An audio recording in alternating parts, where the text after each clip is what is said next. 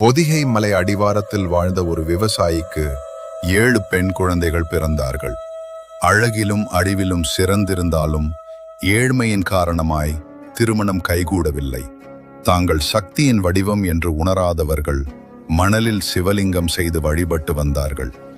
சிவனும் அவர்களின் பிரார்த்தனைக்காக மனம் இறங்கினார். ஆனால் அவர்களிடம் திருவிளையாடல் புரிய ஆசை கொண்டு ஒரு விவசாய இளைஞன் போல உருவெடுத்து அங்கு சென்று பூஜை செய்து கொண்டிருந்த பெண்களை தழுவ முயன்றார்.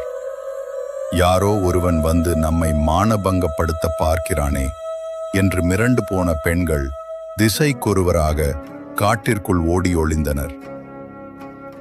இப்படி பிரிந்து போன சகோதரிகள் மீண்டும் ஒன்று சேர ஓராண்டு ஆகிவிட்டது. அந்த 7 சகோதரிகளில் காந்தாயி என்பவள் மட்டும் இடுப்பில் கைக்குழந்தையை வைத்து கொண்டு வந்தாள். மற்ற சகோதரிகள் குழப்பமடைந்து, உனக்கு ஏது இந்த குழந்தை என கேட்டனர்.